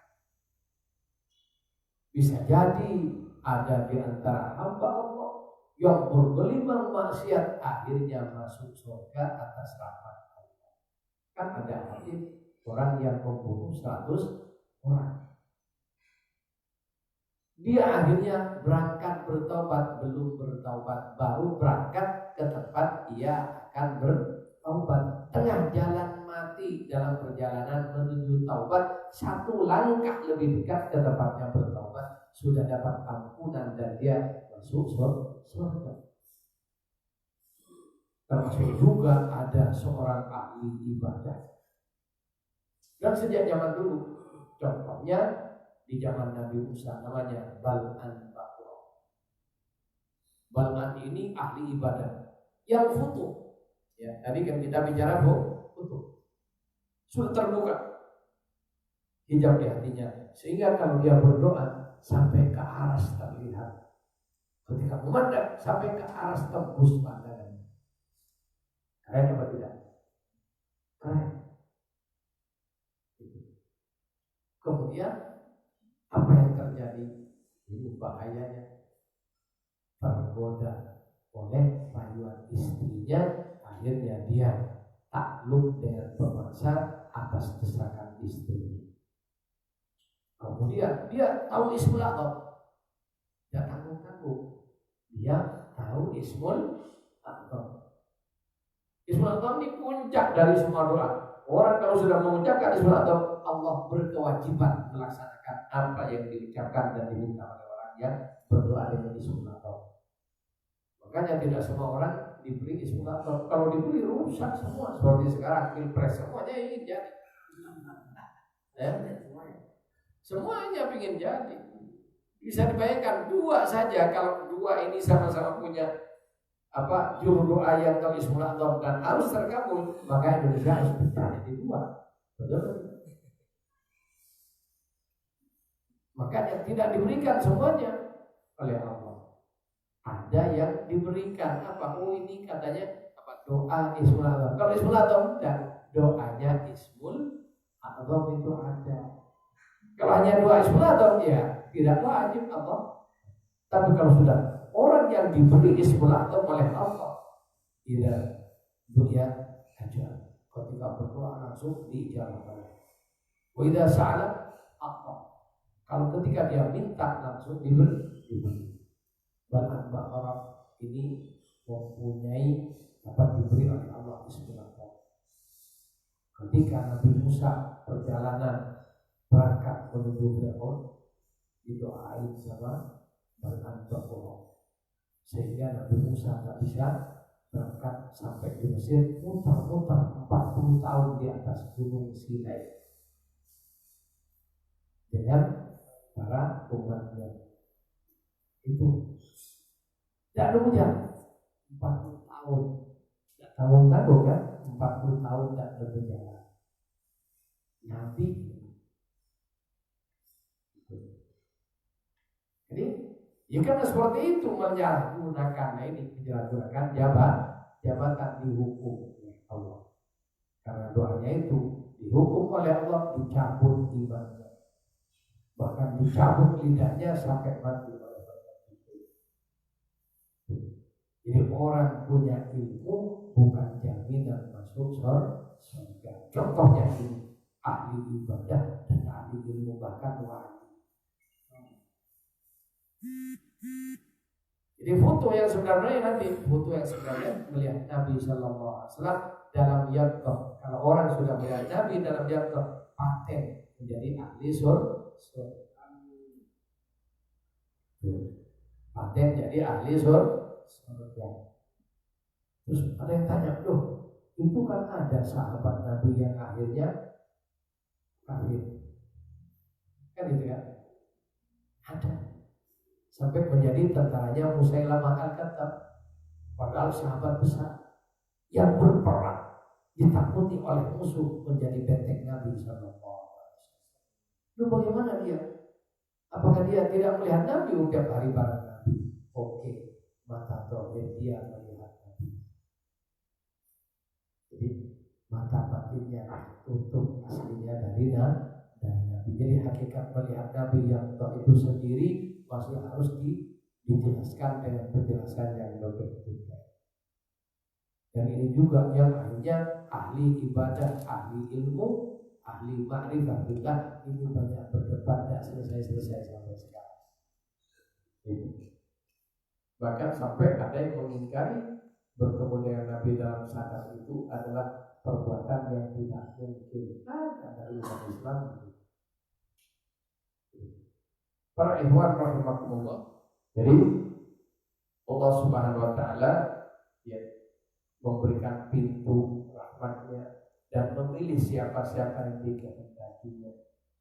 Oleh karena itu, ketika kita masuk thariqah Tijaniyah, syarat di antara syurutut thariqah dalam Tijaniyah adalah adabul amni bin makrillah. Oke, Anda Tijaniyah dalam Tijaniyah masuk surga. Masuk surganya tanpa hisab, tanpa dihitung oleh malaikat amalnya. Jadi seperti kita mau ke luar negeri, itu di imigrasi, paspor macam-macam termasuk bawaan dihitung dulu kan berapa kilo yang boleh dan sebagainya. Termasuk ada bawaan yang tidak boleh dibawa ke dalam pesawat.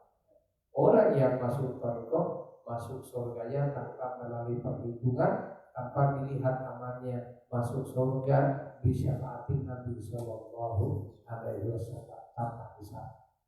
Bahkan istrinya, anaknya, kedua orang tuanya pun dapat syafaat dari anaknya yang masuk surga. Terus bagaimana? Ya disinilah ada syarat-syarat. Di antara syarat itu adalah ada amri, tidak boleh merasa aman. Anda silakan baca surat Fatihah banyak, tapi jangan merasa aman dari makril. Nah, oleh karena itu, kalau setelah baca selawat berbuat dosa seenaknya, toh nanti dapat ampunan ya. Jadi ampunan itu hak prerogatif Allah, dan syarat mendapatkan ampunan tidak merasa aman. Jadi kata Nabi, orang yang mati dalam keadaan takut disiksa oleh Allah, tandanya aman dari siksa Allah. Orang yang hidup takut jatuh kepada kesyirikan, tandanya orang itu akan tauhid. Jadi orang bertauhid itu bukan merasa dia paling tauhid, paling benar akidahnya, bukan. Orang yang tiap hari takut jatuh kepada kesyirikan. Makanya orang bertauhid itu banyak diam. Itu. Yang kuat-kuat, nah ini yang tidak ngerti tauhid. Orang syirik semua, itu bahaya. Kenapa? Ya, kalau saya benar, ini yang benar sudah, yang lain salah semua, bahaya. Jadi ada mengambil minyak kita. Jadi itulah masuk thariqah Tijaniyah iman akan mendapatkan apa yang dijanjikan oleh Allah dan Rasulnya, yadkhulunal jannata bighairi hisabin wala iqab, tanpa melalui proses disiksa.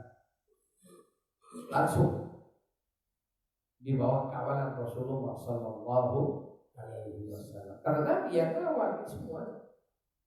Kok hebat benar jadinya, saya tidak dari mana itu? Ini dulu. Apa tidak ada dalam syariat? Ada. Coba baca kitab Barzanji. Umat Nabi Sallallahu Alaihi Wasallam ada 3 golongan. Sepertiga thuluthu yadkhulunal jannata bighairi hisabin wala iqab. Sepertiga umat Nabi sallallahu alaihi wasallam masuk surga tanpa hisab. Sepertiga. Jadi kalau umat Nabi 1 miliar, sepertiga berapa? 330 juta. Tijani berapa gelintir? Orang Tijani di seluruh dunia baru berapa juta? Sekarang ini kalau sampai sejuta sampai ya. Jadi ya, kalau miliar tidak mungkin. Walaupun nanti akan banyak ibaratnya. Nanti di akhir zaman itu, oleh karena itu kalau ada orang cerita kiamat sudah dekat ini entar dulu. Ada janji-janji Allah yang belum selesai, belum diturunkan. Makanya saya kalau ada ikhwan posting-posting yang dari itu saya kurang sana. Kenapa? Banyak janji Allah yang belum diturunkan ke muka bumi sebagai tanda-tanda kiamat. Sebagian sudah ada, memang dekat. Nabi saja menyatakan kiamat dengan waktu kemudian kiamat seperti jaraknya jari dengan telunjuk, jari tengah dengan telunjuk. Ini kata Nabi, tapi ini bahasa global. Umur dunia masih tinggal berapa? Belum tahu kita. Oleh karena itu, yang penting kita tidak perlu bicara kiamat, kapan kiamat datang. Yang penting kita bicarakan apa kata Nabi Muhammad datang, apa yang kamu persiapkan. Ketika ada sahabat tanya, mata saya Rasulullah, kapan kiamat terjadi ya Rasulullah? Nabi tidak menjawab kiamat tanggal sekian, tidak. Apa Nabi balik tanya, memangnya kamu mempersiapkan apa? Jadi kita oleh Nabi tidak perlu bahas kiamat kapan. Yang perlu dipersiapkan, kita bentar lagi pasti mati, sebelum kiamat sudah mati kita kok. Betul atau tidak? Ya persiapan ini. Ada tak? Apa yang kamu persiapkan? Kata Nabi. Kemudian sahabat tanya, saya cinta kepada Allah dan Rasul. Nabi menyatakan anta man ahbabta, kamu nanti bersama orang yang kamu cinta. Dia bilang, oh saya cinta Rasulullah. Iya, tapi orang cinta itu kan juga ada tanda-tanda, ada tanda-tanda. Itu hanya bilang saya cinta Rasulullah itu banyak tuh kali. Aku cinta NKRI, Pancasila, NKRI, harga mati banyak. Kalau hanya ngomong kayak gitu, PKI ngomong kayak gitu, kemudian dulu Aidit ngomong sebelum 65 sudah ngomong kayak gitu. Jadi jangan niru-niru Aidit. Ya sekarang ini orang yang ngomong, saya kan ini Pancasila, oh NKRI harga mati. Ujung-ujungnya, aduh ya Allah. Cinta itu bukan kayak gitu para hadirin.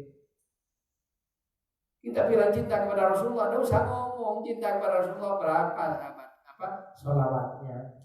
Oh sholawat 100 sudah ngantuk bilang mahabbah dengan Rasulullah. Loh, orang cinta itu datang ngantuk. Coba kamu didatengin orang yang dicintai ketika ngantuk banget didatengin sama pacar, ngantuk enggak? Melek. Coba manten baru bisa tidur enggak semalam? Yang manten baru kan bekas-bekas manten baru. Hah? Ya yang belum nanti bayangin aja.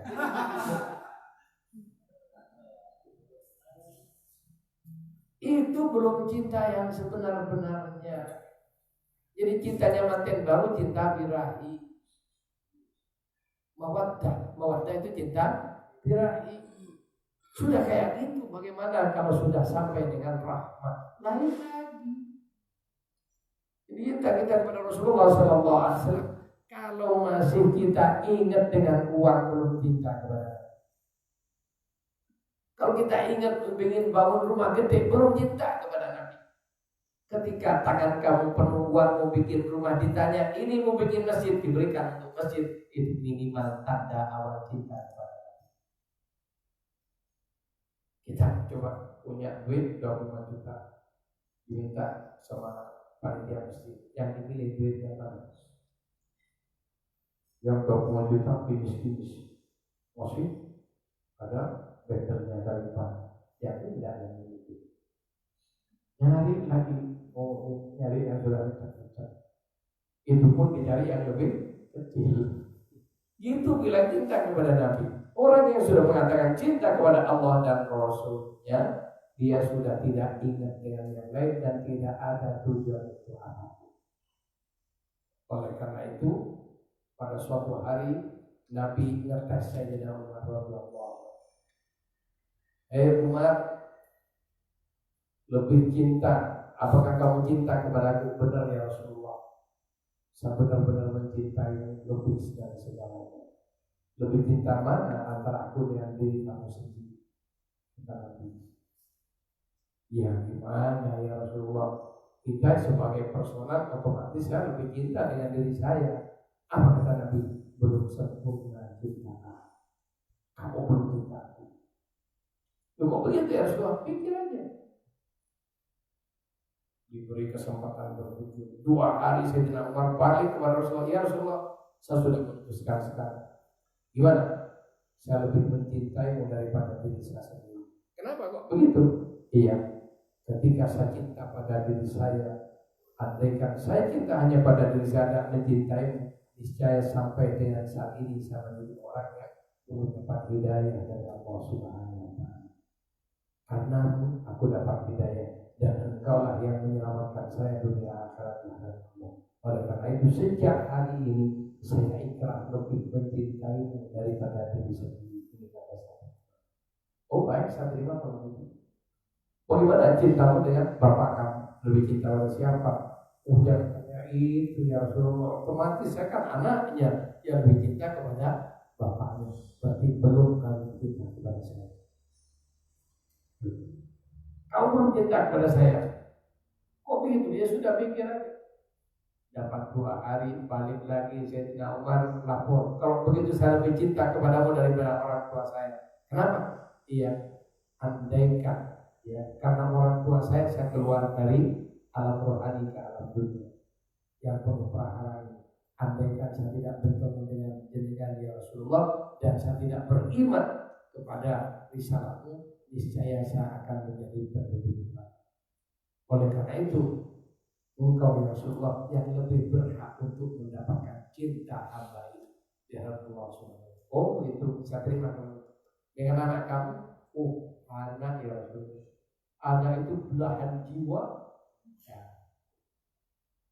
Sehingga akhirnya Sayyidina Umar sadar bahwa anak termasuk istri adalah apa? Fitnah. Inna azwajaka wa auladaka fitnah.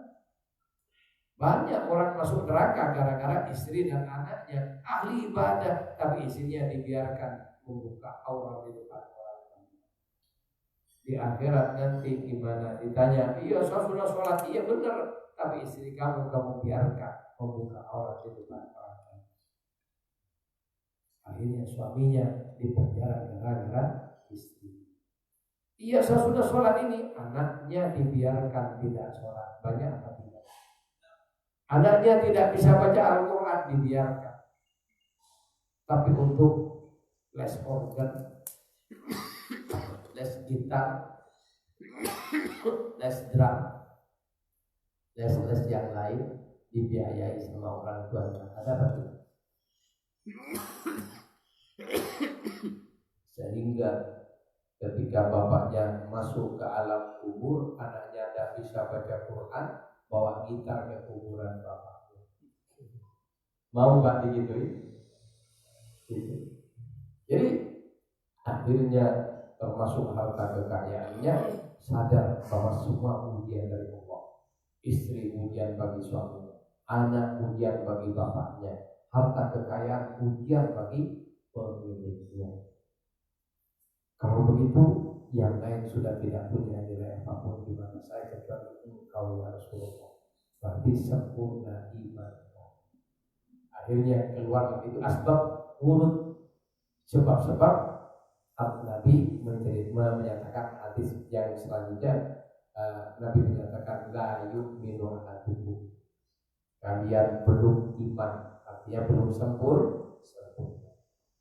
La yu'minu ahadukum, belum sempurna iman kalian hatta akuna, sampai kalian jadikan aku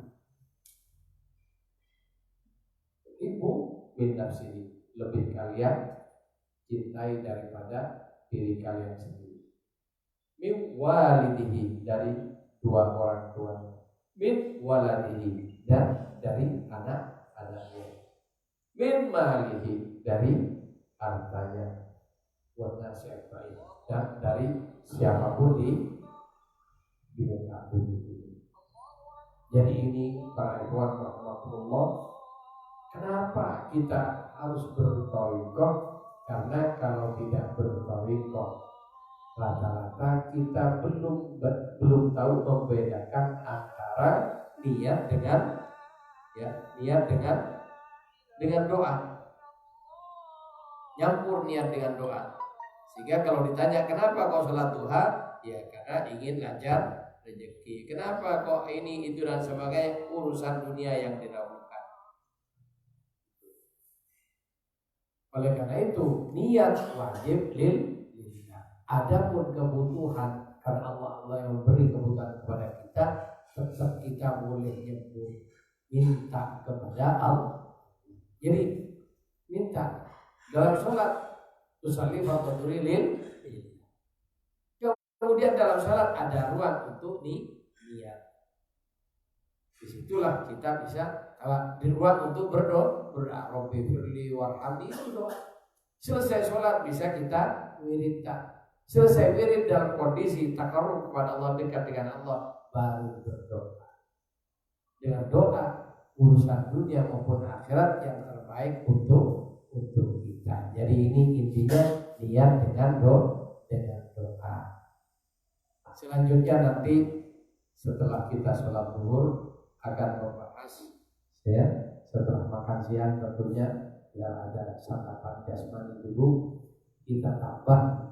Jadi poin-poin penting yang harus diketahui oleh ikhwan thariqah Tijaniyah sebagai syarat-syarat dan rukun dalam thariqah. Moga-moga ini bermanfaat. Sudah masuk waktu zuhur. Wassalamualaikum warahmatullahi wabarakatuh.